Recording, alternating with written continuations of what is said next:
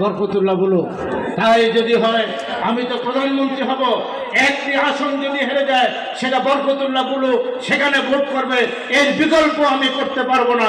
সে আমার সাথে সততার সাথে ছিল, নিষ্ঠার সাথে ছিল, কখনো দল ছেড়ে যায় নাই, তার উপর আমি আস্থা রাখি শতবার সে পার্লামেন্টে আসবে। আপনারা সেদিন আমাকে ভোট দেন নাই, বেগম খালেদা জিয়াকে ভোট দিয়েছেন, তার শহীদ জিয়ার ধানের শীষকে ভোট দিয়েছেন, আপনারা আমাকে সর্বোচ্চ ভোটে নোয়াখালীতে ভোট দিয়ে নির্বাচিত করেছেন। আমি আপনাদের কাছে ঋণী। আবার 2008 সাল কেউ নির্বাচন করতে চায় নাই, বেগম খালেদা জিয়া অনেককে বলেছেন, কেউ চায় নাই, টেস্ট করেছেন।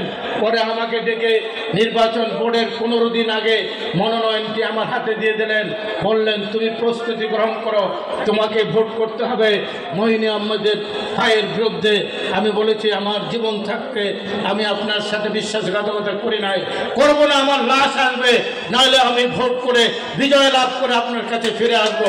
এই বেগমের মানুষ সেদিন আপনারা ভোট দিয়ে আমাকে নির্বাচিত করে নাই। বেগম খালেদা জিয়া সম্মান রেখেছেন, ধানের শীষের সম্মান রেখেছেন।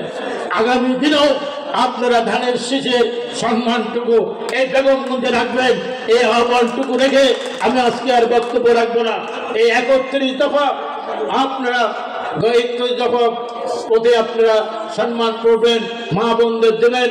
এখানে আমাদের হারুন সমস্ত বিশ্বাস রেখেছেন, এবং যারা বলেন একটি দলকে ভোট দিলে বেহেশতে যাবেন, এই শেখ প্রতি আপনারা ঘৃণা প্রদর্শন করবেন।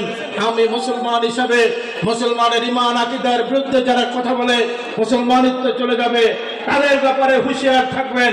এই বলে আমি আজকের মতো আমার বক্তব্য এখানে শেষ করছি।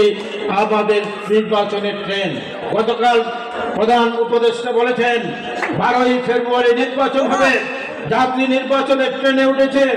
এর থেকে জাতীয় আন্তর্জাতিক ষড়যন্ত্রকারীরা যারা পিয়ার বলেন, অন্যান্য শব্দ বলেন, আজকে মানুষকে বিভ্রান্ত করতে চান। তারা 71 সালে এদেশের মানুষের সাথে বিশ্বাসঘাতকতা করেছে, এদেশের মানুষের সাথে বিশ্বাসঘাতকতা করেছে। তারা 86 সালেও এদেশের মানুষের সাথে বিশ্বাসঘাতকতা করেছে। তারা 96 সালে হাসিনার সাথে আঘাত করে আওয়ামী লীগকে রাষ্ট্রীয় ক্ষমতায় এনেছেন জামাত ইসলাম। তাদের কথায় কোনো বিশ্বাস করবেন না। তারা কখনো জনগণের পক্ষে ছিল না, জনগণের পক্ষে কাজ করে নাই। তাই এদেশের স্বাধীনতা সার্বভৌমত্ব রক্ষা করতে হলে একমাত্র দল বাংলাদেশ জাতীয়তাবাদী দল। এই জাতীয়তাবাদী শক্তিকে ভোট দেবেন, ধানের শীষকে ভোট দিয়ে বাংলাদেশের অখণ্ডতা রক্ষা করবেন, বাংলাদেশের উন্নয়ন রক্ষা করবেন, বাংলাদেশের 31 দফার ভিত্তিতে যে উন্নয়নের রূপরেখা তারেক রহমান দিয়েছেন সেটি আপনারা বাস্তবায়ন করবেন। খোদা হাফেজ। বাংলাদেশ জিন্দাবাদ। শহীদ জিয়া অমর হোক। দেশ নেত্রী বেগম খালেদা জিয়া জিন্দাবাদ। আমাদের প্রিয় নেতা তারেক রহমান জিন্দাবাদ। ধানের শীষ জিন্দাবাদ। আমাদের কর্মীদের প্রতি আমাদের অনুরোধ, আপনারা যেভাবে আছেন সুন্দরভাবে চলে যাবেন। আমাদের প্রধানমন্ত্রীকে নিয়ে আমরা এক জায়গায় আসবো, ছোট্ট একটি মিটিং করবো, তারপর আমরা বাইরে যাবো। আপনারা চলে গেলে কর্মীদের